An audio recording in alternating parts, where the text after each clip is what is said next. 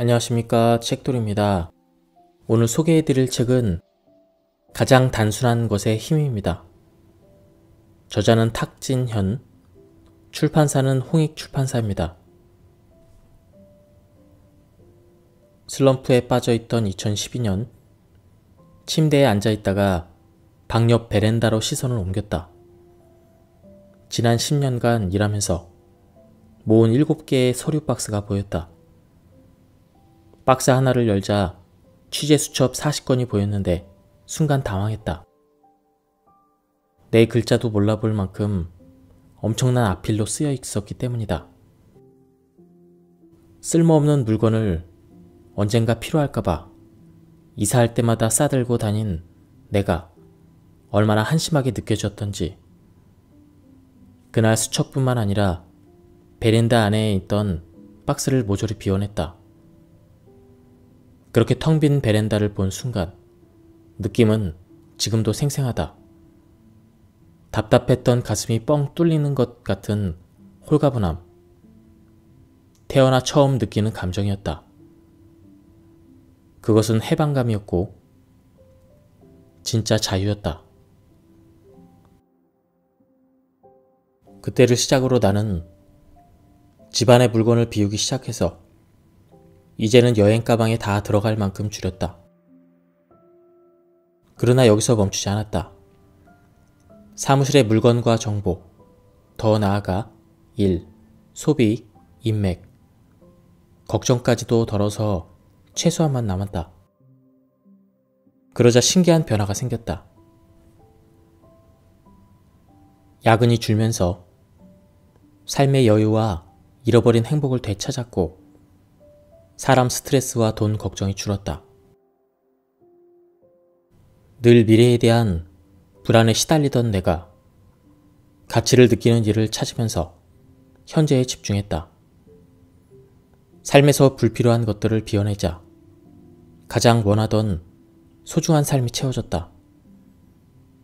언젠가를 위해서 오늘을 희생하며 일하지 않아도 지금 여기에서 일이 행복해졌다. 단순한 것이야말로 마치 마법처럼 무엇보다도 큰 힘을 가졌음을 나의 삶으로 직접 겪음을 깨달았다. 나는 이러한 일의 방식에 미니멀 워크라는 이름을 만들어 붙였다. 불필요한 것들을 줄임으로써 그때 얻은 가장 가치 있는 최소한의 일이라는 의미이다. 그건 사랑하는 사람과 함께하거나 아름다운 노을을 바라보는 여유일 수도 있고 하고 싶은 일을 하고 보람을 느끼는 일일 수도 있다. 내가 확실히 알게 된 건 일의 행복이란 현재를 잘 살려고 하는 자신의 마음과 태도에 달려있다는 것이다. 단순함은 불필요한 것을 비움으로써 우리에게 가장 소중한 것들을 찾아준다. 여행에서 짐이 많으면 여정이 힘들고 목적지까지 가기 힘들듯 인생에서도 불필요한 것들을 많이 떠안고 있으면 과정이 괴롭고 원하는 방향으로 나아갈 수가 없다. 어깨에 진 짐의 무게를 가볍게 할 때야 인생은 자유롭고 행복해진다. 특히 가방은 일하는 모습을 보여주는 라이프 스타일의 축소판이기도 하다. 하나를 보면 열을 안다고 가방에 잡동사니가 많아서 무겁다는 것은 다른 것들의 관리도 그렇게 한다는 뜻이다. 이런 경우에는 집은 물론 회사의 책상까지 어수선하고 불필요한 물건이나 불편한 관계까지 떠안고 사는 사람이라서 스트레스가 많다. 반면 가방에 꼭 필요한 것만 넣어서 가볍게 다니는 사람은 집이나 회사에서도 깔끔하고 스트레스도 적다. 그런 점에서 가방의 무게는 일의 무게이고 나아가 인생의 무게이다. 일이 힘들게 느껴진다면 자신의 가방 무게부터 점검해야 한다. 많은 사람들이 크고 무거운 가방을 매일 힘겹게 들고 다니지만 실제로 그 안에서 꼭 넣고 다녀야 할 물건은 많지 않다. 가방 안에서 매일 쓰는 것과 가끔 쓰는 것을 구분하고 후자는 비워낸다. 일과 행복에 반드시 필요한 물건인가? 이런 질문을 던지고 아니오라는 생각이 든다면 이 또한 없앤다. 여기에 더해서 가방의 개수까지 줄이면 출근하는 시간까지 빨라진다. 소설 책이 되어버린 남자의 주인공 비블리는 광적인 책 수집광이다. 그는 아름다운 겉모양의 책을 수집하고 2000개의 명언을 외운다. 그런 그는 어느 날 눈길을 끄는 표지의 책 한 권을 훔치고 책으로 변화하는 기이한 체험을 한다. 책을 자신의 것으로 만들어 삶으로 끌어낸 것이 아니라 반대로 책에 흡수되어 갇혀버린 것이다. 나는 책이 되어버린 주인공이 낯설지 않게 느껴졌다. 우리 사회 속의 많은 이들의 모습이기 때문이다.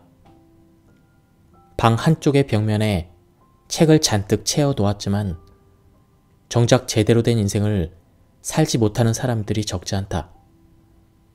책을 읽지만 잠시의 위안거리로 삼을 뿐 책장을 덮자마자 잊고 구석에 방치한다.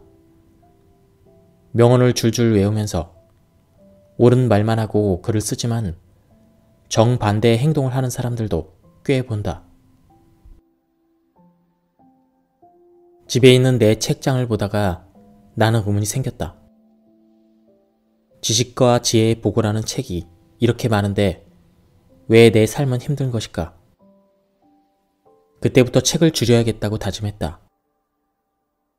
삶의 나아짐이 없이 보관만 하는 책이 무슨 의미란 말인가?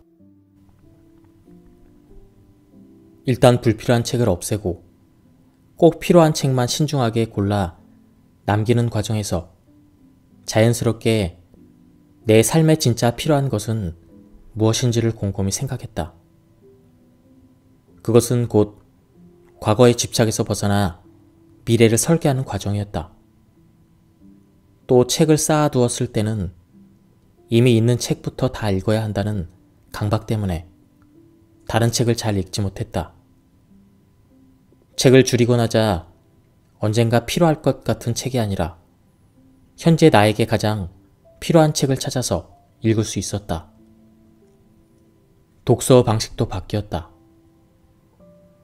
갖고 싶으면 사들이는 게 아니라 꼭 봐야 할 책과 보고 싶은 책만 엄선해서 읽는다. 수천 권의 좋은 책을 읽어도 성장하지 않는다면 안 읽으니만 못하다고 생각했기 때문이다. 내용도 읽고 마는 게 아니라 하나라도 반드시 실천하려고 노력한다. 이런 과정에서 삶이 긍정적으로 바뀌었다. 그제야 깨달았다.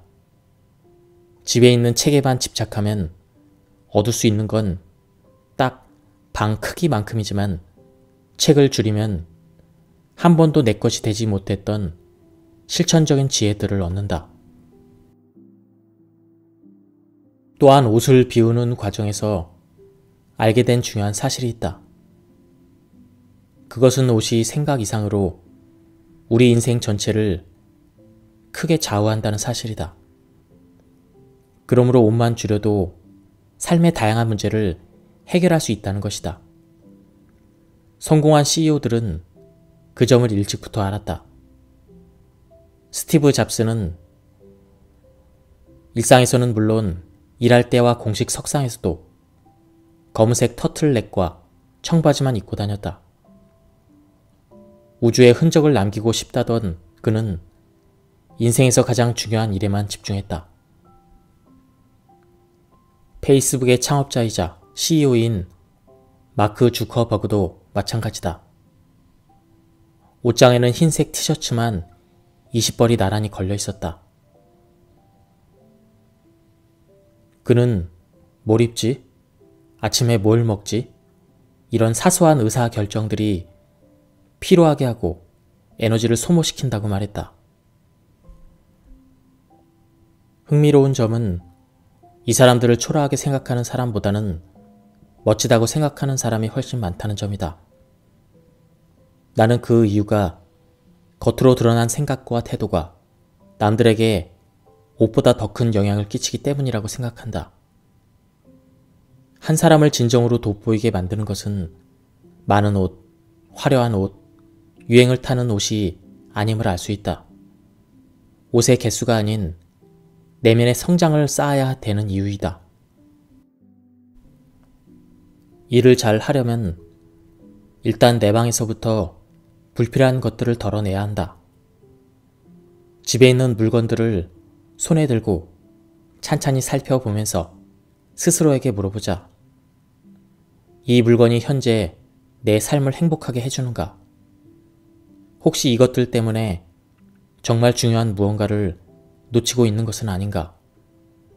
왜냐하면 물건은 사고 나서 끝이 아니기 때문이다.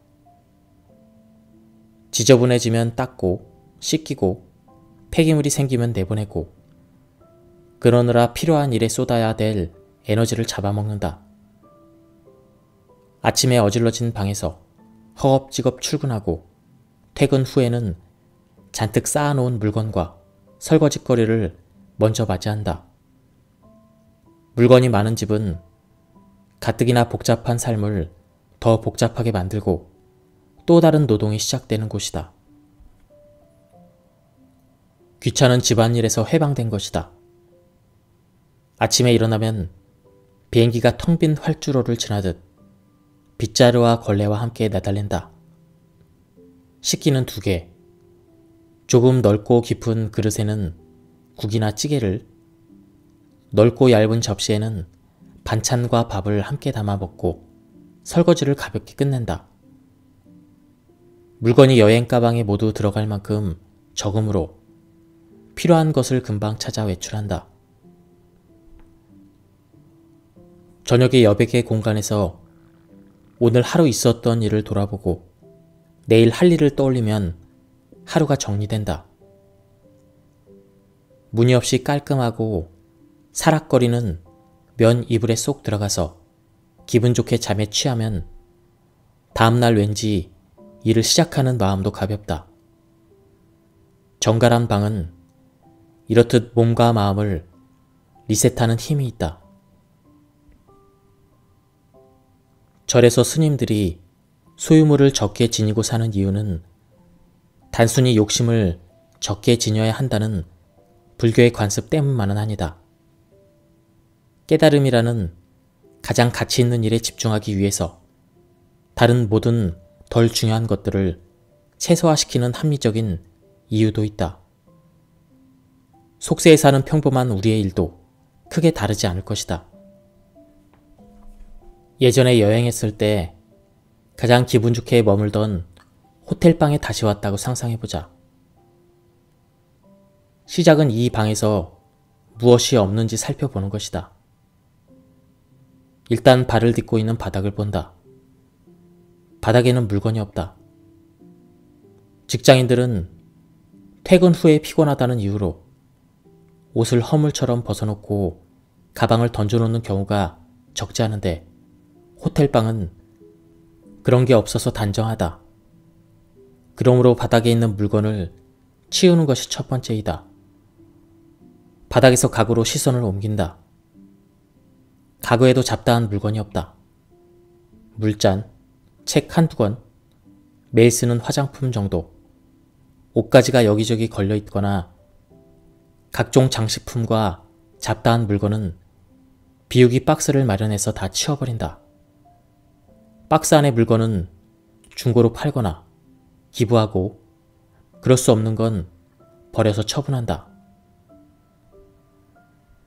두 남자의 미니멀 라이프의 저자인 조슈아 필즈 밀번은 인생에서 소중한 것은 모두 공짜라고 말했다. 실제로 사랑하는 가족과의 시간, 좋은 사람들과의 만남, 일몰을 보는 시간, 맑은 공기를 마시며 산책하는 시간, 좋은 책을 읽는 시간 등 나를 가장 행복하게 하는 건 모두 공짜이거나 많은 돈이 필요하지 않다. 누군가를 만난다면 카페에서 차 한잔 마시거나 도심의 공원이나 한강에서 서로 쌓아온 도시락을 나눠 먹거나 둘레길을 함께 걷는 것만으로 족하다. 소중한 사람이 곁에 있다는 것이 중요하다. 절에 가거나 봉사 활동을 하는 것도 한참을 잊었다가 다시 찾은 일상의 행복이다. 무엇보다 돈으로 하는 힐링은 행복의 지속시간이 짧은 반면 평범한 일상에서 찾은 행복은 지속시간이 길다. 물건을 사서 얻은 행복은 며칠 가지 않는다. 하나를 얻으면 곧 더 나은 것이 탐나기 때문이다.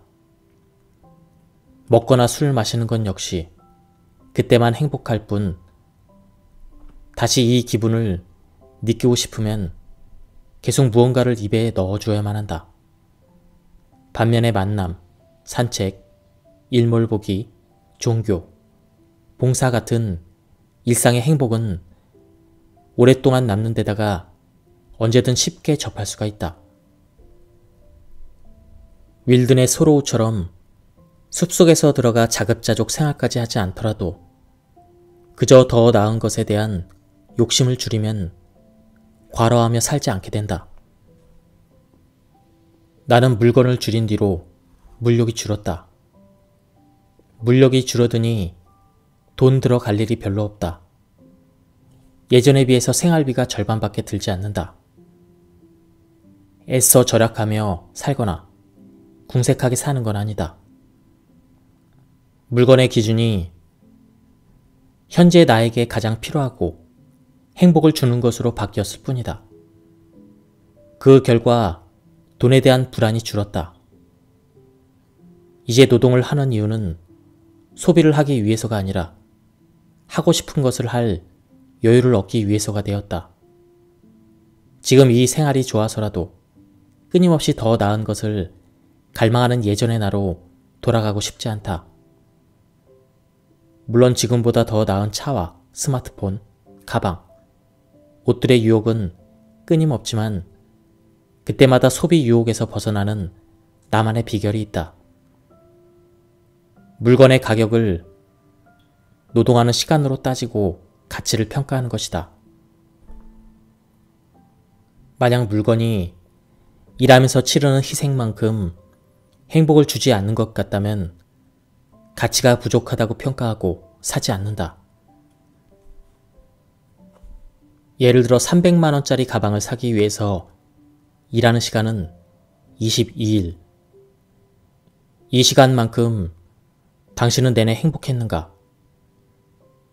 며칠은 볼 때마다 행복했지만 곧 더 나은 가방과 차를 보고 금세 그 마음이 시들해지지 않았는가? 어쩌면 이 돈을 벌기 위해서 한 달 혹은 1년 내내 상사에게 모진 잔소리를 듣고 야근하며 일했을지도 모르는데 말이다. 작은 집 생활에서 얻은 자유 덕분에 나는 일하는 즐거움을 되찾았다. 한때는 돈 때문에 마지못해 일하던 시절도 있었다. 그때는 생활비가 너무 많이 들어서 적게 벌어도 더 의미를 느낄 수 있는 일에 뛰어들 자유도 융통성도 기대하기 어려웠다.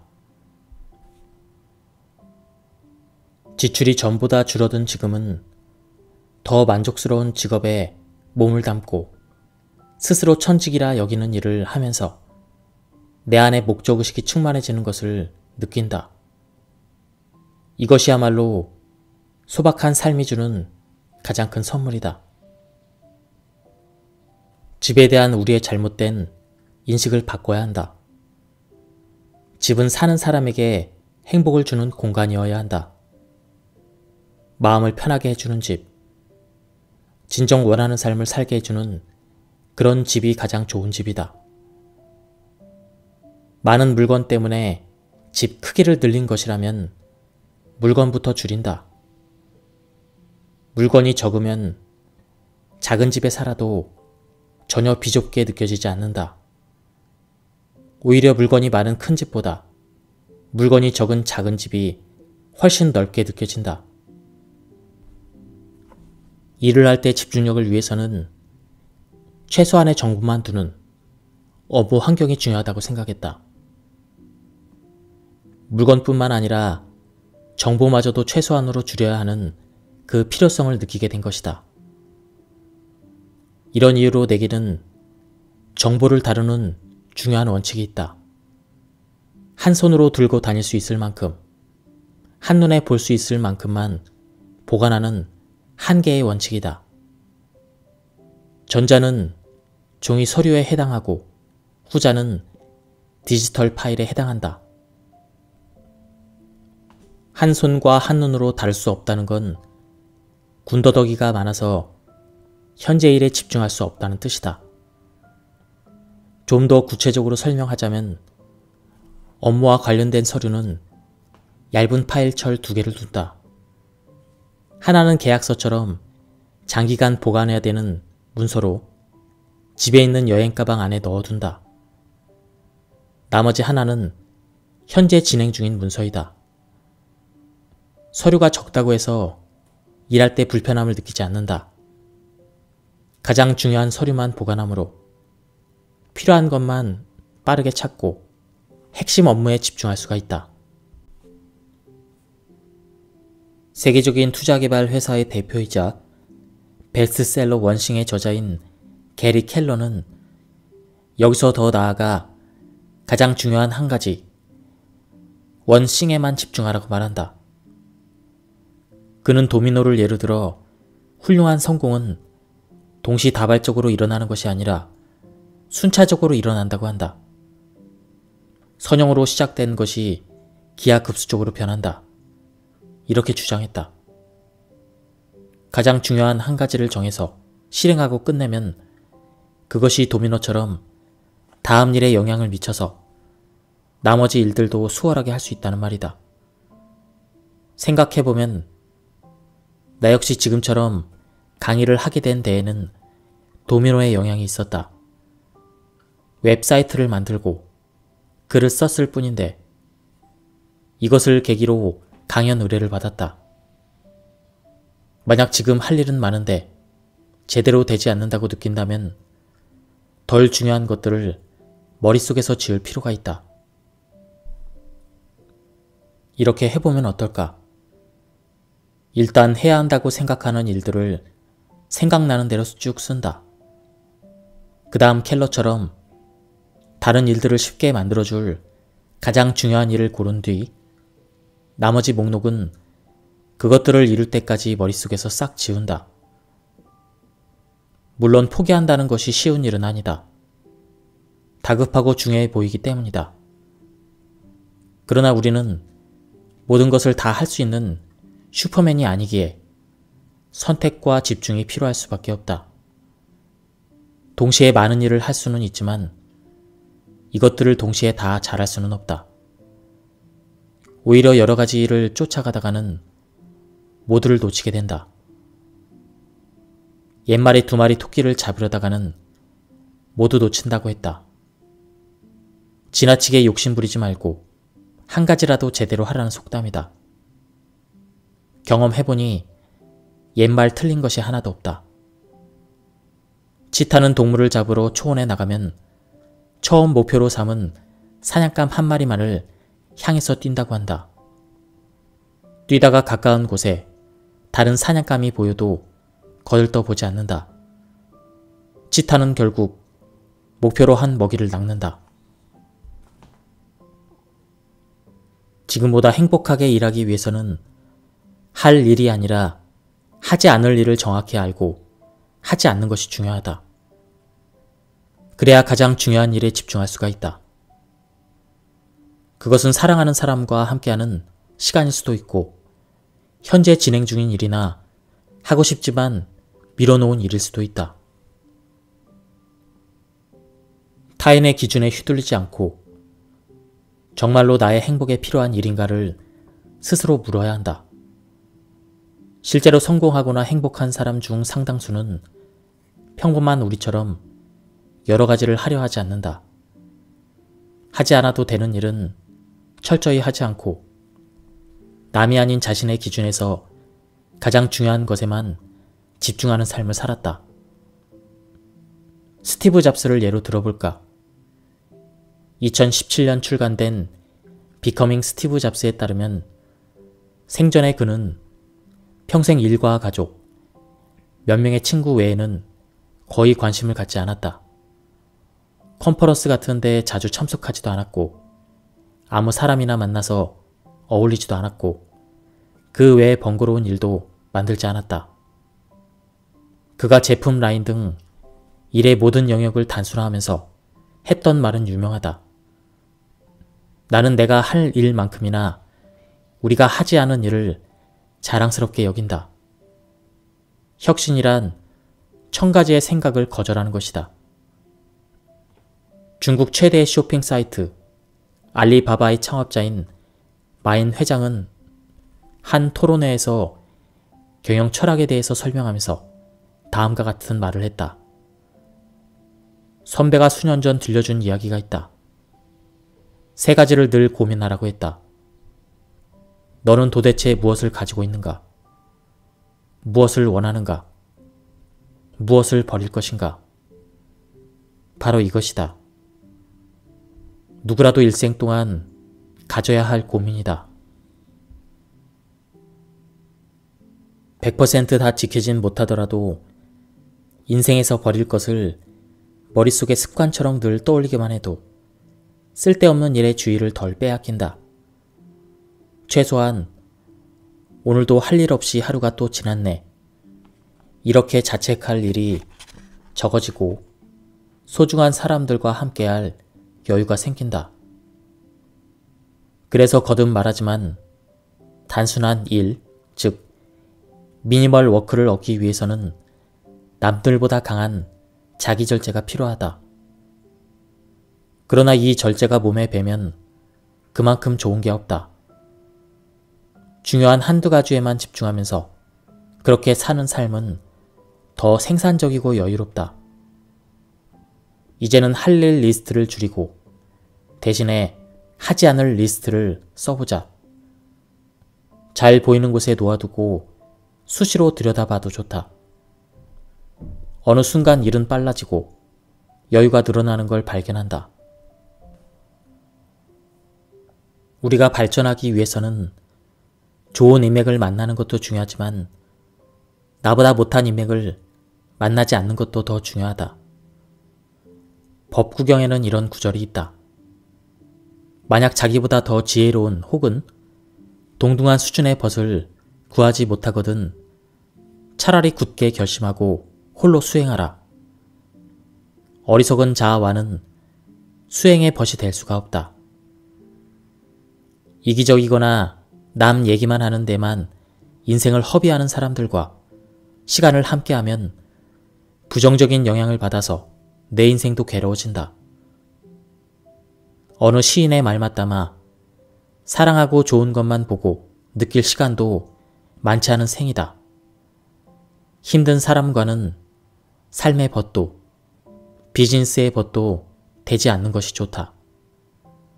가장 먼저 함부로 말하고 행동하는 사람을 비운다. 괜히 만났다가 집으로 돌아와서 혼자 욕하느니 만나지 않는 편이 훨씬 낫다. 사회적으로 어느 정도 위치에 있는 사람이라도 인성이 부족하다면 관계를 맺지 않는다. 일할 때 자기가 얻을 것만 생각하고 원하는 바를 못 얻으면 남에게 말과 행동을 함부로 하는 사람이 있다. 도움이 될 인맥 같아서 무턱대고 관계를 맺으면 도움은커녕 스트레스만 받는다. 요새는 특히 지식은 많아도 지혜가 부족한 사람들이 적지 않다. 나는 3번 정도 이런 뼈아픈 경험을 하고 나서 내가 사람을 겉보기로 판단한 속물이었음을 반성해야 했다. 그 다음부터는 지식, 경력, 유명세, 학벌, 지위, 회사 등의 외적인 조건을 빼고 그 사람 자체만을 본다. 인성이 별로인 사람과 만나면 당장이든 나중이든 반드시 피해를 보게 되어 있다. 그렇다면 우리는 어떤 사람들을 남겨야 할까? 나는 선한 영향력을 주는 사람들이라고 말하고 싶다. 말과 행동에 신중하고 베풀고 배려하며 자신의 인생을 낭비하지 않는 사람들이다. 이들은 그저 곁에서 지켜보는 것만으로 많은 것을 가르쳐준다. 내적으로 외적으로 함께 성장하게 해서 행복하게 살아가는 방법을 알려준다. 물론 이런 사람들을 얻으려면 나부터 바뀌어야 한다. 형편없는 사람이 지혜로운 사람과 어울릴 수는 없는 법이다. 자신을 성찰하고 반성하면서 나아지려는 노력을 해야 한다. 말을 줄이되 많이 듣고 타인을 배려하며 인생을 낭비하지 말아야 한다. 남에게 잘 보이고 싶어서, 남에게 싫은 소리를 듣고 싶지 않아서 타인의 호감을 얻으려 애쓰는 건 그들에게 끌려다니는 삶이지 내 인생이 아니다. 당연히 일도 주체적으로 할 수가 없다. 독일의 철학자 니체는 우리가 이상적인 삶을 살려면 남의 평가에서 벗어나 삶을 주체적으로 살아야 한다고 주장했다.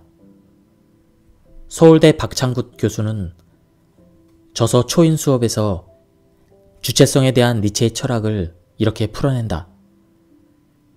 우리가 남의 평가에 민감한 것은 우리 안에 존재하는 노예 근성 때문이다. 고대 노예제도 사회에서 노예는 자기 자신을 주체적으로 평가하지 못했다. 노예를 평가할 수 있는 사람은 어디까지나 주인이었기 때문이다. 노예는 주인이 잘했다고 칭찬하면 기뻐하고 못했다고 지적하면 슬퍼한다. 유쾌하지 않은 말이지만 부인하기도 어렵다. 우리가 가장 신경 써야 할 건 남이 아닌 나이다. 누구 때문에 일하는 것이 아니라 나를 위해 일해야 한다. 눈과 귀를 닫고 일하라는 말이 아니다. 나는 이를 통해 인생에서 어떤 행복을 얻고자 하는가? 지금 내가 해야 할 가장 중요한 일은 무엇인가? 나는 고객에게 어떤 가치를 주어야 하는가? 이와 같은 우리가 일을 하게 된 참된 이유, 즉 일의 본질에 신경을 쓰면서 일해야 된다는 이야기다. 사내 평판은 중요하지만 본질과 부수적인 것을 혼동하면 안 된다. 하버드 행복학의 권위자이자 행복의 특권의 저자인 긍정심리학자 숀 아처는 사람은 행복해야 성공한다며 성공해야 행복하다는 오랜 가설을 뒤집어 엎었다. 그는 하버드생들이 4명 중 1명꼴로 무거운 과제와 경쟁, 스트레스로 불행하다는 걸 발견했다. 세계에서 가장 똑똑하다는 학생들이 왜 이다지도 불행할까? 이런 의문을 시작으로 아처 교수는 행복과 성공을 거머쥔 소수의 학생 1600여 명과 연구를 진행해서 특별한 행동 습관을 규명했다. 그 결과 긍정적인 태도로 일을 수행하는 사람들의 스트레스 대처력이 높아졌고 업무 만족감이 향상되었으며 문제 해결력과 구체적인 성과 역시 개선되었음을 확인했다.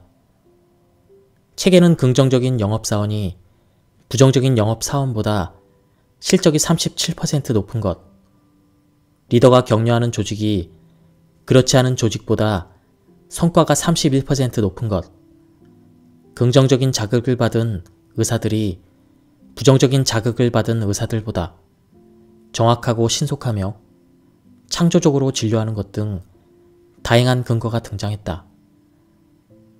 우리에겐 현재도 미래도 긍정하는 습관이 필요하다. 언젠가 이루면 행복해진다는 그런 생각을 버리고 지금 여기에서 행복을 느끼는 것, 그리고 남을 믿는 것이 아니라 나를 믿는 것이면 된다. 생각을 이렇게 바꿔보면 어떨까? 뭐뭐라면 행복해진다가 아니라 뭐뭐라서 행복하다고 생각의 습관을 들이는 것이다. 오늘 일을 문제없이 해내서 행복하다처럼 사소한 일상에서부터 시작해보자. 예, 지금까지 이 책에 대한 리뷰를 모두 마쳤습니다. 이 책은 우리가 얼마나 단순하게 살고 있는지, 그리고 일하고 있는지 돌아볼 수 있는 그런 책이었습니다. 우리가 꽉 찬 삶에서는 무엇이 중요한지 보이지 않습니다. 버릴수록 중요한 것이 남습니다. 일과 주변, 그리고 내 마음까지 단순하게 만들 때 일이 편해지고 삶이 밝아집니다. 그리고 제가 발췌 요약해서 읽어드렸기 때문에 맥락이 많이 끊겼습니다. 전체적인 맥락을 위해서는 책을 구해서 한번 읽어보실 것을 추천드립니다. 여기서 리뷰를 마치도록 하겠습니다. 감사합니다. 안녕하십니까, 책돌이입니다. 오늘 소개해드릴 책은 가장 단순한 것의 힘입니다. 저자는 탁진현, 출판사는 홍익출판사입니다. 슬럼프에 빠져있던 2012년, 침대에 앉아있다가 방 옆 베란다로 시선을 옮겼다. 지난 10년간 일하면서 모은 7개의 서류 박스가 보였다. 박스 하나를 열자 취재 수첩 40건이 보였는데 순간 당황했다. 내 글자도 몰라볼 만큼 엄청난 악필로 쓰여 있었기 때문이다. 쓸모없는 물건을 언젠가 필요할까봐 이사할 때마다 싸들고 다닌 내가 얼마나 한심하게 느껴졌던지. 그날 수첩뿐만 아니라 베란다 안에 있던 박스를 모조리 비워냈다. 그렇게 텅 빈 베란다를 본 순간 느낌은 지금도 생생하다. 답답했던 가슴이 뻥 뚫리는 것 같은 홀가분함. 태어나 처음 느끼는 감정이었다. 그것은 해방감이었고 진짜 자유였다. 그때를 시작으로 나는 집안의 물건을 비우기 시작해서 이제는 여행 가방에 다 들어갈 만큼 줄였다. 그러나 여기서 멈추지 않았다. 사무실의 물건과 정보, 더 나아가 일, 소비, 인맥, 걱정까지도 덜어서 최소한만 남았다. 그러자 신기한 변화가 생겼다. 야근이 줄면서 삶의 여유와 잃어버린 행복을 되찾았고 사람 스트레스와 돈 걱정이 줄었다. 늘 미래에 대한 불안에 시달리던 내가 가치를 느끼는 일을 찾으면서 현재에 집중했다. 삶에서 불필요한 것들을 비워내자 가장 원하던 소중한 삶이 채워졌다. 언젠가를 위해서 오늘을 희생하며 일하지 않아도 지금 여기에서 일이 행복해졌다. 단순한 것이야말로 마치 마법처럼 무엇보다도 큰 힘을 가졌음을 나의 삶으로 직접 겪음을 깨달았다. 나는 이러한 일의 방식에 미니멀 워크라는 이름을 만들어 붙였다. 불필요한 것들을 줄임으로써 그때 얻은 가장 가치 있는 최소한의 일이라는 의미이다. 그건 사랑하는 사람과 함께하거나 아름다운 노을을 바라보는 여유일 수도 있고 하고 싶은 일을 하고 보람을 느끼는 일일 수도 있다. 내가 확실히 알게 된 건 일의 행복이란 현재를 잘 살려고 하는 자신의 마음과 태도에 달려있다는 것이다. 단순함은 불필요한 것을 비움으로써 우리에게 가장 소중한 것들을 찾아준다.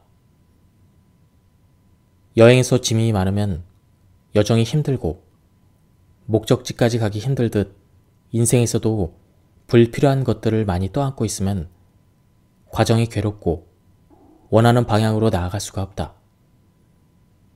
어깨에 진 짐의 무게를 가볍게 할 때야 인생은 자유롭고 행복해진다. 특히 가방은 일하는 모습을 보여주는 라이프 스타일의 축소판이기도 하다.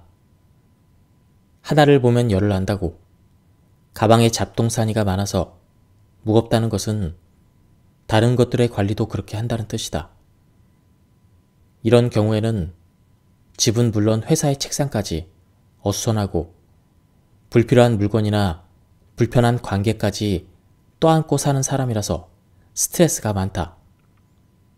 반면 가방에 꼭 필요한 것만 넣어서 가볍게 다니는 사람은 집이나 회사에서도 깔끔하고 스트레스도 적다. 그런 점에서 가방의 무게는 일의 무게이고 나아가 인생의 무게이다. 일이 힘들게 느껴진다면 자신의 가방 무게부터 점검해야 한다. 많은 사람들이 크고 무거운 가방을 매일 힘겹게 들고 다니지만 실제로 그 안에서 꼭 넣고 다녀야 할 물건은 많지 않다. 가방 안에서 매일 쓰는 것과 가끔 쓰는 것을 구분하고 후자는 비워낸다. 일과 행복에 반드시 필요한 물건인가? 이런 질문을 던지고 아니오라는 생각이 든다면 이 또한 없앤다.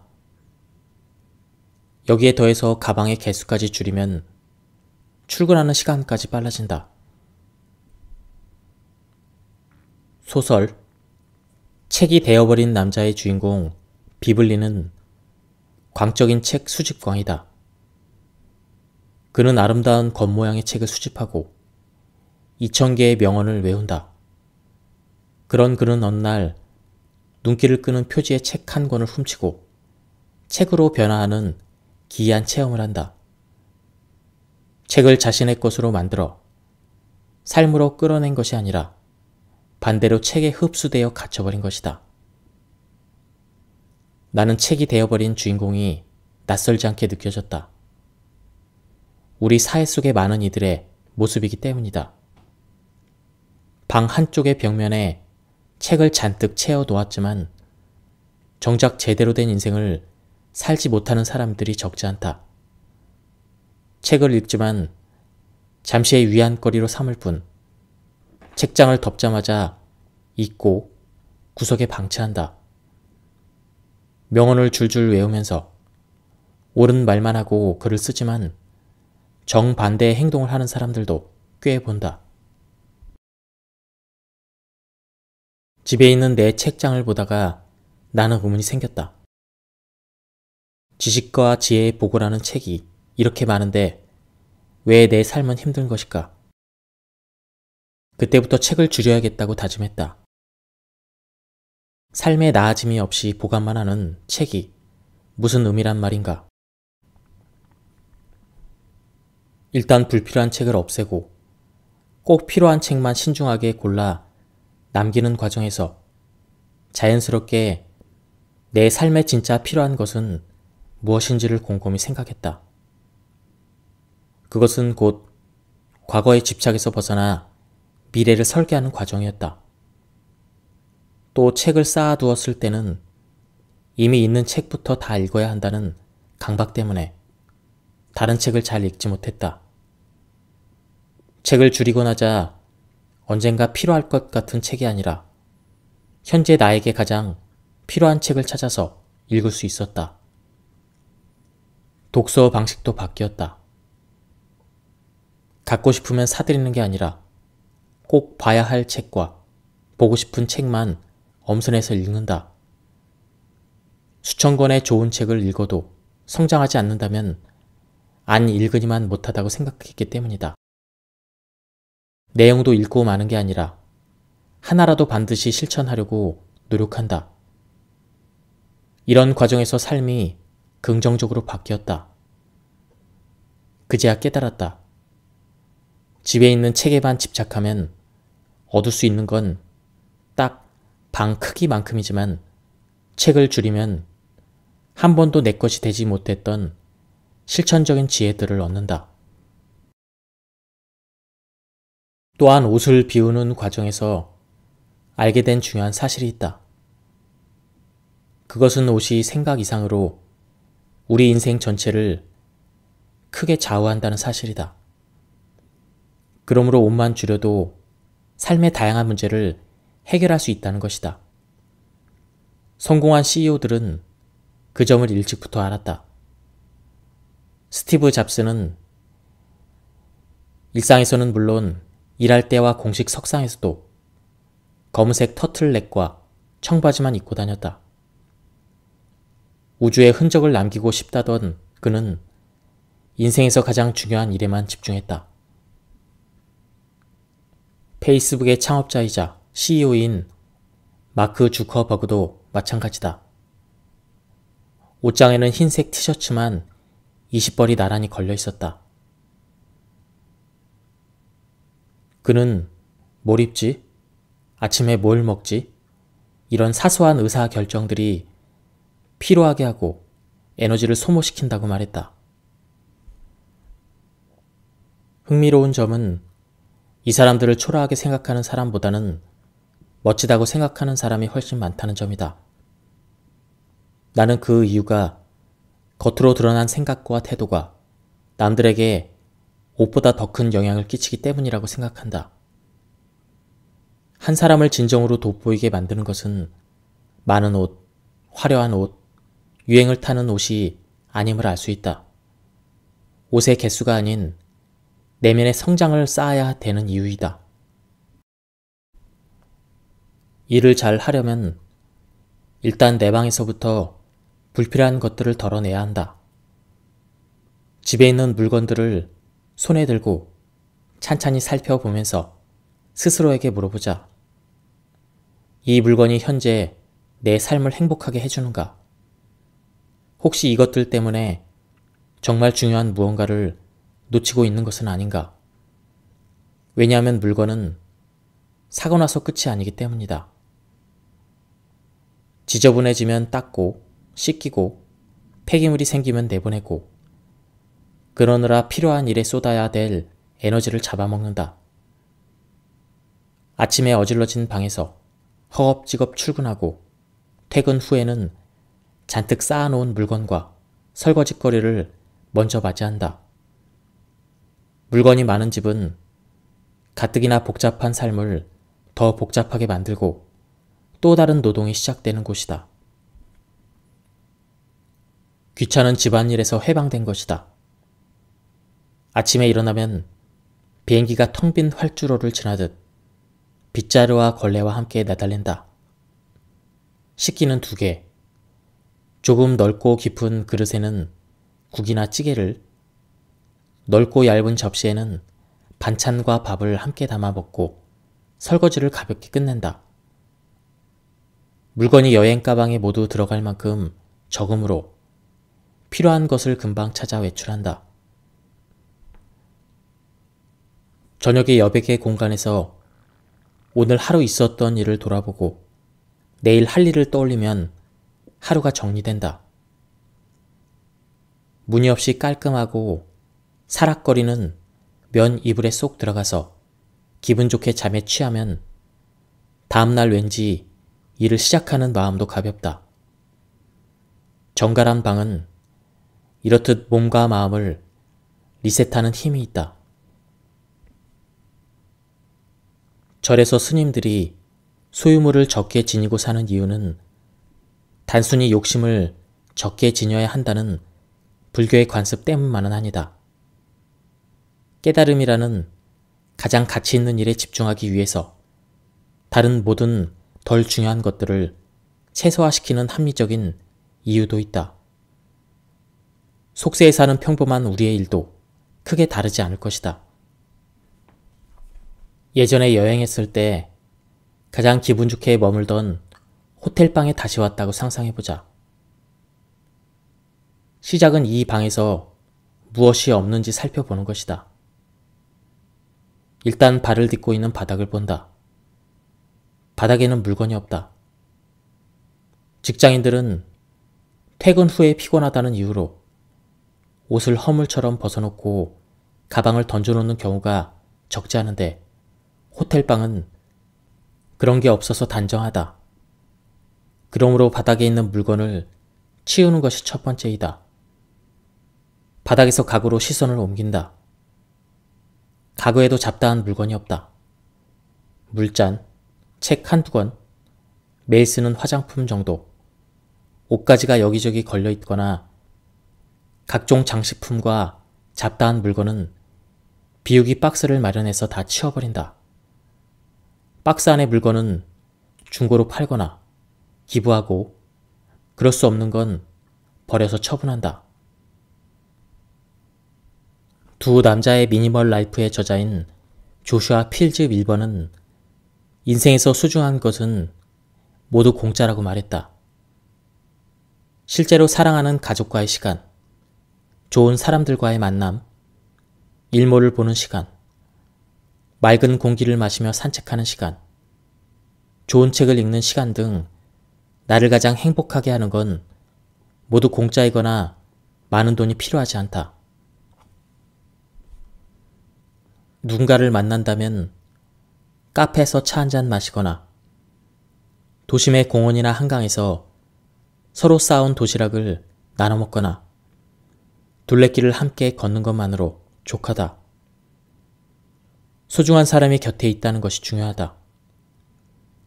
절에 가거나 봉사 활동을 하는 것도 한참을 잊었다가 다시 찾은 일상의 행복이다. 무엇보다 돈으로 하는 힐링은 행복의 지속시간이 짧은 반면 평범한 일상에서 찾은 행복은 지속시간이 길다. 물건을 사서 얻은 행복은 며칠 가지 않는다. 하나를 얻으면 곧 더 나은 것이 탐나기 때문이다. 먹거나 술을 마시는 건 역시 그때만 행복할 뿐 다시 이 기분을 느끼고 싶으면 계속 무언가를 입에 넣어줘야만 한다. 반면에 만남, 산책, 일몰 보기, 종교, 봉사 같은 일상의 행복은 오랫동안 남는 데다가 언제든 쉽게 접할 수가 있다. 윌든의 소로우처럼 숲속에서 들어가 자급자족 생활까지 하지 않더라도 그저 더 나은 것에 대한 욕심을 줄이면 과로하며 살지 않게 된다. 나는 물건을 줄인 뒤로 물욕이 줄었다. 물욕이 줄어드니 돈 들어갈 일이 별로 없다. 예전에 비해서 생활비가 절반밖에 들지 않는다. 애써 절약하며 살거나 궁색하게 사는 건 아니다. 물건의 기준이 현재 나에게 가장 필요하고 행복을 주는 것으로 바뀌었을 뿐이다. 그 결과 돈에 대한 불안이 줄었다. 이제 노동을 하는 이유는 소비를 하기 위해서가 아니라 하고 싶은 것을 할 여유를 얻기 위해서가 되었다. 지금 이 생활이 좋아서라도 끊임없이 더 나은 것을 갈망하는 예전의 나로 돌아가고 싶지 않다. 물론 지금보다 더 나은 차와 스마트폰, 가방, 옷들의 유혹은 끊임없지만 그때마다 소비 유혹에서 벗어나는 나만의 비결이 있다. 물건의 가격을 노동하는 시간으로 따지고 가치를 평가하는 것이다. 만약 물건이 일하면서 치르는 희생만큼 행복을 주지 않는 것 같다면 가치가 부족하다고 평가하고 사지 않는다. 예를 들어 300만 원짜리 가방을 사기 위해서 일하는 시간은 22일. 이 시간만큼 당신은 내내 행복했는가? 며칠은 볼 때마다 행복했지만 곧 더 나은 가방과 차를 보고 금세 그 마음이 시들해지지 않았는가? 어쩌면 이 돈을 벌기 위해서 한 달 혹은 1년 내내 상사에게 모진 잔소리를 듣고 야근하며 일했을지도 모르는데 말이다. 작은 집 생활에서 얻은 자유 덕분에 나는 일하는 즐거움을 되찾았다. 한때는 돈 때문에 마지못해 일하던 시절도 있었다.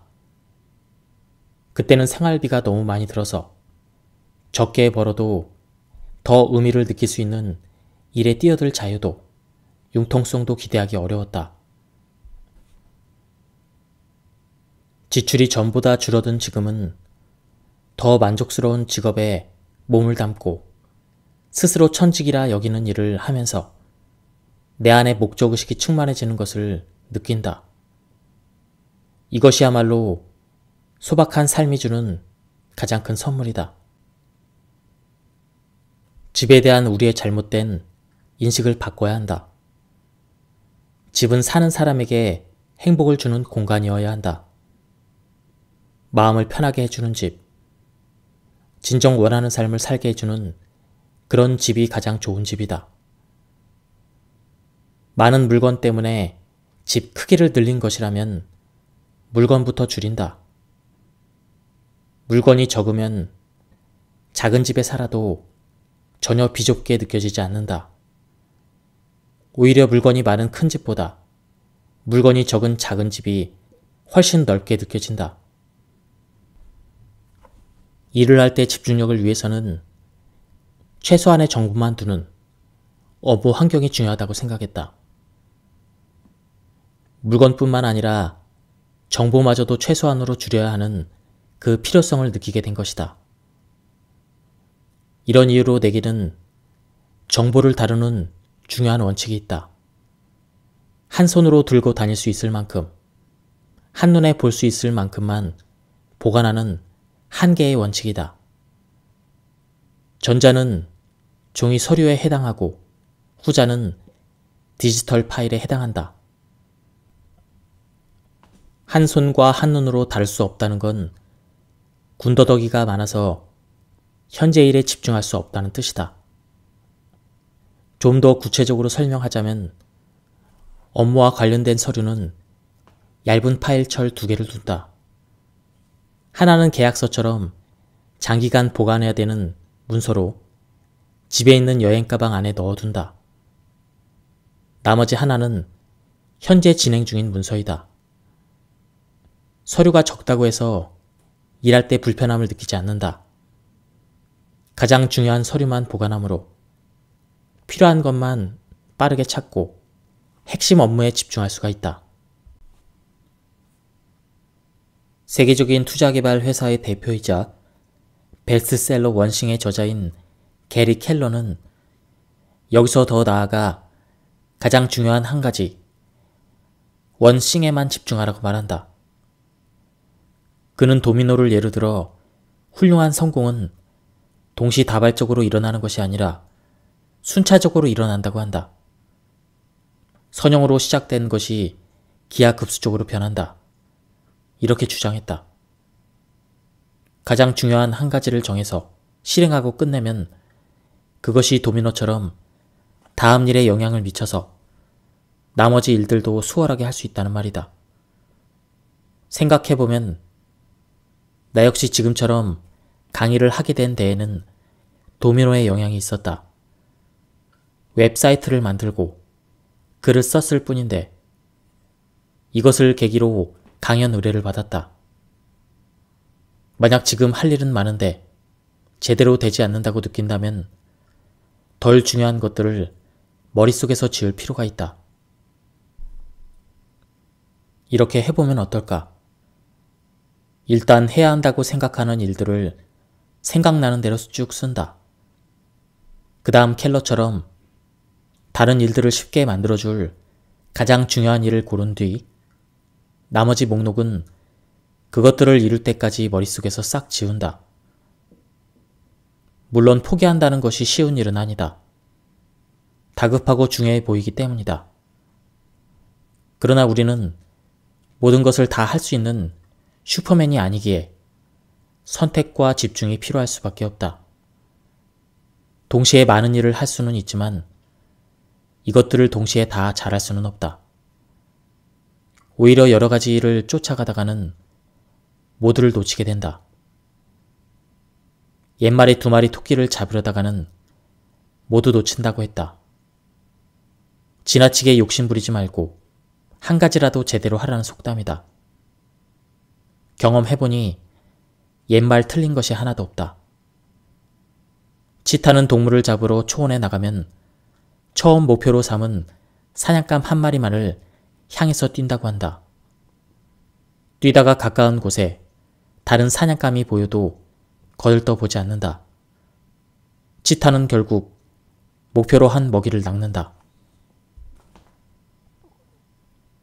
지금보다 행복하게 일하기 위해서는 할 일이 아니라 하지 않을 일을 정확히 알고 하지 않는 것이 중요하다. 그래야 가장 중요한 일에 집중할 수가 있다. 그것은 사랑하는 사람과 함께하는 시간일 수도 있고 현재 진행 중인 일이나 하고 싶지만 미뤄놓은 일일 수도 있다. 타인의 기준에 휘둘리지 않고 정말로 나의 행복에 필요한 일인가를 스스로 물어야 한다. 실제로 성공하거나 행복한 사람 중 상당수는 평범한 우리처럼 여러 가지를 하려 하지 않는다. 하지 않아도 되는 일은 철저히 하지 않고 남이 아닌 자신의 기준에서 가장 중요한 것에만 집중하는 삶을 살았다. 스티브 잡스를 예로 들어볼까? 2017년 출간된 비커밍 스티브 잡스에 따르면 생전에 그는 평생 일과 가족, 몇 명의 친구 외에는 거의 관심을 갖지 않았다. 컨퍼런스 같은 데 자주 참석하지도 않았고 아무 사람이나 만나서 어울리지도 않았고 그 외에 번거로운 일도 만들지 않았다.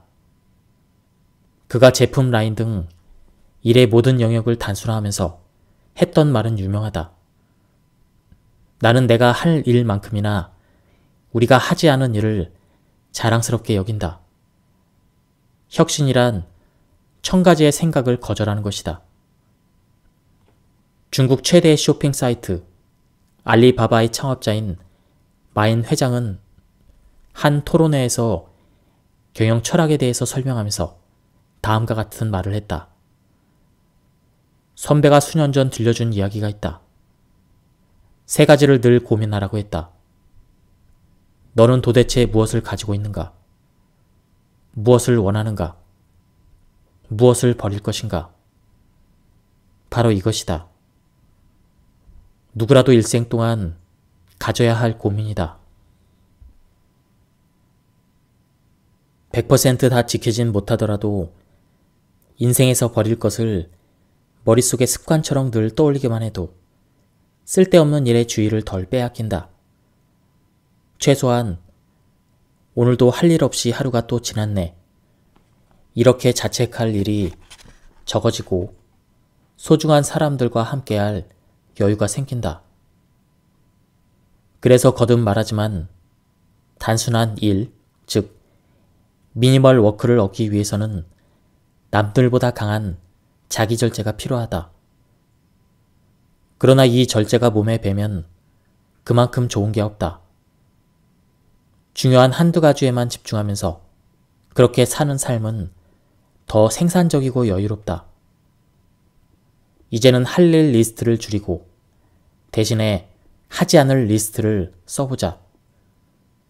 잘 보이는 곳에 놓아두고 수시로 들여다봐도 좋다. 어느 순간 일은 빨라지고 여유가 늘어나는 걸 발견한다. 우리가 발전하기 위해서는 좋은 인맥을 만나는 것도 중요하지만 나보다 못한 인맥을 만나지 않는 것도 더 중요하다. 법구경에는 이런 구절이 있다. 만약 자기보다 더 지혜로운 혹은 동등한 수준의 벗을 구하지 못하거든 차라리 굳게 결심하고 홀로 수행하라. 어리석은 자아와는 수행의 벗이 될 수가 없다. 이기적이거나 남 얘기만 하는 데만 인생을 허비하는 사람들과 시간을 함께하면 부정적인 영향을 받아서 내 인생도 괴로워진다. 어느 시인의 말 맞담아 사랑하고 좋은 것만 보고 느낄 시간도 많지 않은 생이다. 힘든 사람과는 삶의 벗도 비즈니스의 벗도 되지 않는 것이 좋다. 가장 먼저 함부로 말하고 행동하는 사람을 비운다. 괜히 만났다가 집으로 돌아와서 혼자 욕하느니 만나지 않는 편이 훨씬 낫다. 사회적으로 어느 정도 위치에 있는 사람이라도 인성이 부족하다면 관계를 맺지 않는다. 일할 때 자기가 얻을 것만 생각하고 원하는 바를 못 얻으면 남에게 말과 행동을 함부로 하는 사람이 있다. 도움이 될 인맥 같아서 무턱대고 관계를 맺으면 도움은커녕 스트레스만 받는다.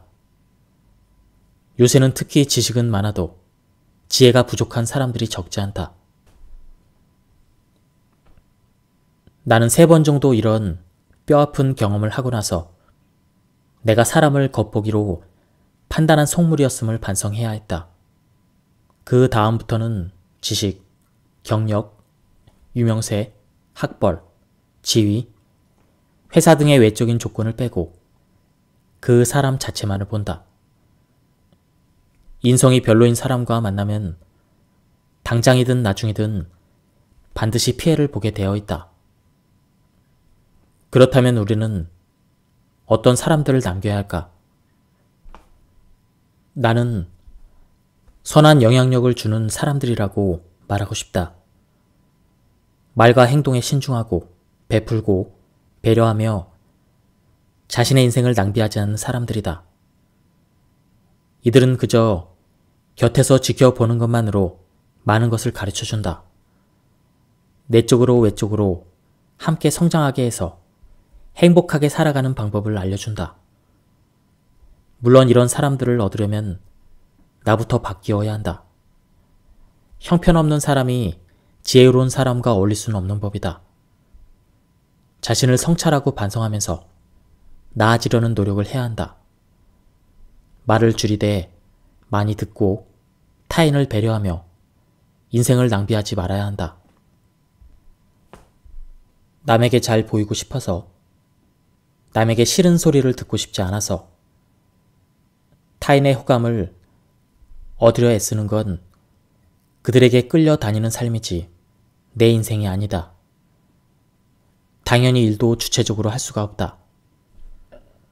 독일의 철학자 니체는 우리가 이상적인 삶을 살려면 남의 평가에서 벗어나 삶을 주체적으로 살아야 한다고 주장했다.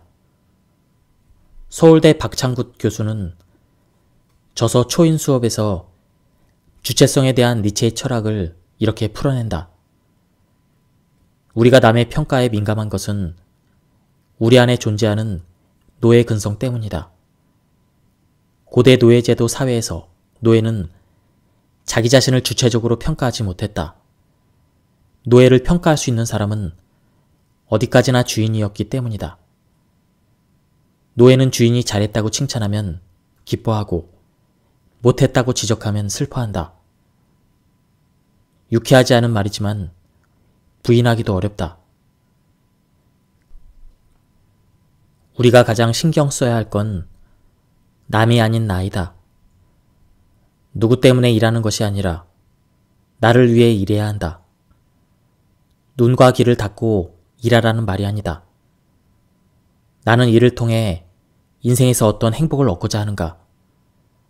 지금 내가 해야 할 가장 중요한 일은 무엇인가? 나는 고객에게 어떤 가치를 주어야 하는가? 이와 같은 우리가 일을 하게 된 참된 이유, 즉 일의 본질에 신경을 쓰면서 일해야 된다는 이야기다. 사내 평판은 중요하지만 본질과 부수적인 것을 혼동하면 안 된다. 하버드 행복학의 권위자이자 행복의 특권의 저자인 긍정심리학자 쇼온 아처는 사람은 행복해야 성공한다며 성공해야 행복하다는 오랜 가설을 뒤집어 엎었다. 그는 하버드생들이 4명 중 1명꼴로 무거운 과제와 경쟁, 스트레스로 불행하다는 걸 발견했다. 세계에서 가장 똑똑하다는 학생들이 왜 이다지도 불행할까? 이런 의문을 시작으로 아처 교수는 행복과 성공을 거머쥔 소수의 학생 1600여 명과 연구를 진행해서 특별한 행동 습관을 규명했다. 그 결과 긍정적인 태도로 일을 수행하는 사람들의 스트레스 대처력이 높아졌고 업무 만족감이 향상되었으며 문제 해결력과 구체적인 성과 역시 개선되었음을 확인했다. 책에는 긍정적인 영업사원이 부정적인 영업사원보다 실적이 37% 높은 것, 리더가 격려하는 조직이 그렇지 않은 조직보다 성과가 31% 높은 것, 긍정적인 자극을 받은 의사들이 부정적인 자극을 받은 의사들보다 정확하고 신속하며 창조적으로 진료하는 것 등 다양한 근거가 등장했다. 우리에겐 현재도 미래도 긍정하는 습관이 필요하다. 언젠가 이루면 행복해진다는 그런 생각을 버리고 지금 여기에서 행복을 느끼는 것, 그리고 남을 믿는 것이 아니라 나를 믿는 것이면 된다. 생각을 이렇게 바꿔보면 어떨까? 뭐뭐라면 행복해진다가 아니라 뭐뭐라서 행복하다고 생각의 습관을 들이는 것이다. 오늘 일을 문제없이 해내서 행복하다처럼 사소한 일상에서부터 시작해보자. 예, 지금까지 이 책에 대한 리뷰를 모두 마쳤습니다. 이 책은 우리가 얼마나 단순하게 살고 있는지 그리고 일하고 있는지 돌아볼 수 있는 그런 책이었습니다. 우리가 꽉 찬 삶에서는 무엇이 중요한지 보이지 않습니다. 버릴수록 중요한 것이 남습니다. 일과 주변, 그리고 내 마음까지 단순하게 만들 때 일이 편해지고 삶이 밝아집니다. 그리고 제가 발췌 요약해서 읽어드렸기 때문에 맥락이 많이 끊겼습니다. 전체적인 맥락을 위해서는 책을 구해서 한번 읽어보실 것을 추천드립니다. 여기서 리뷰를 마치도록 하겠습니다. 감사합니다.